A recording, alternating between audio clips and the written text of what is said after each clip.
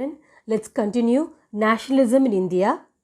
Let's start social groups which participated in civil disobedience movement.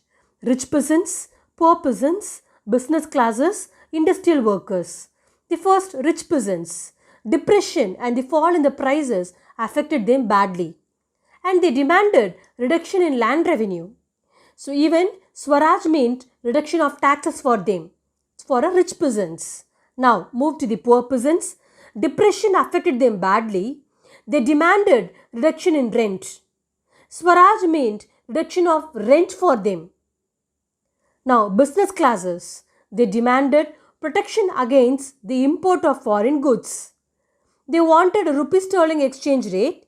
They would discourage import. They formed the Indian Industrial and Commercial Congress in 1920. They also formed the Federation of the Indian Chamber of Commerce and Industries. They gave a financial help to the movement and refused to sell the foreign goods. Industrial workers, they were poorly paid. The condition of work were miserable. Swaraj meant better wages and working conditions for them.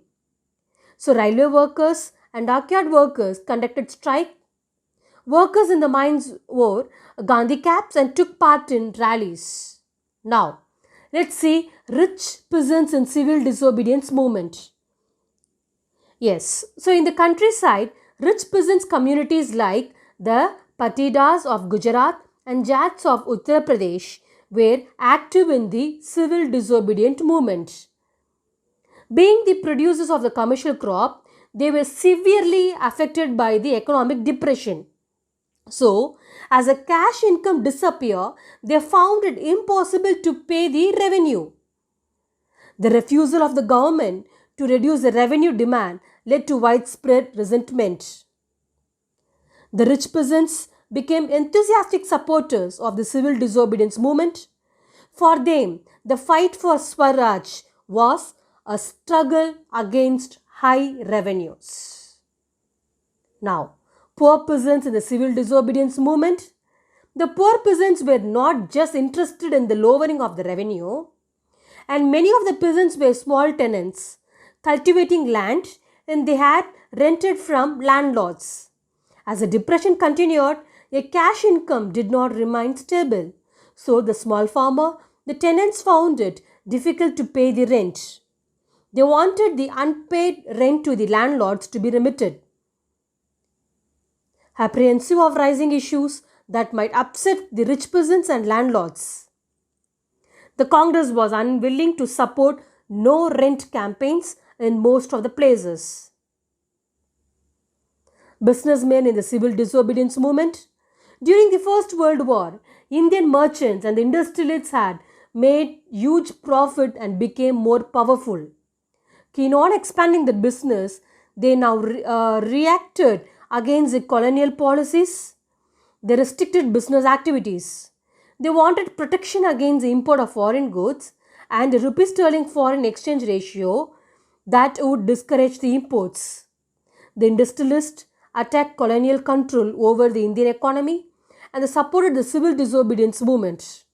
So most businessmen came to see Swaraj as a time when colonial restriction on business would no longer exist and trade and industry would flourish without restriction. Now, let's move on to women in the civil disobedience movement. Women participated in the large number in the civil disobedience movement. During Gandhiji's Salt March, thousands of women came out of their homes and listened to him. They participated in the protest marches, manufactured salt and picked foreign clothes and liquor shops, and many went to jail. In urban area, these women were from high caste family. In the rural area, they came from the rich peasants' household. Yes, moved by Gandhiji's call, they began to see service to the nation as a sacred duty. Yes, workers in the civil disobedience movement. The industrial working classes did not participate in the civil disobedient movement in the large number, except in the Nagpur region. As industrialists came closer to the Congress, workers stayed aloof. But in spite of that, some workers did participate in the civil disobedience movement, selectively adopting some of the ideas of Gandhian program, like boycott of foreign goods, as a part of their own movement against low wages and poor working conditions. Even there were strikes by the railway workers in 1930s and dock workers in 1932. In 1930, thousands of workers in Chotanagpur tin mines wear Gandhi caps and participated in protest rallies and boycott campaigns.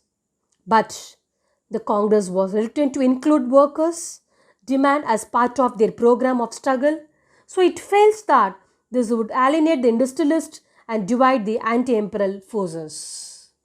Now, let's move on to limitation of civil disobedience movement, untouchables. Mahatma Gandhi declared that Swaraj would not come for 100 years if untouchability was not abolished. He called the untouchables the Harijan or the children of God. Organized Satyagraha to secure them entry into temples, access to public wells, tanks, roads and schools. He himself cleaned toilets to dignify the work of the sweepers and persuaded the upper caste to change their heart and give up the sign of untouchability. The few more points in the limitation of civil disobedience movement.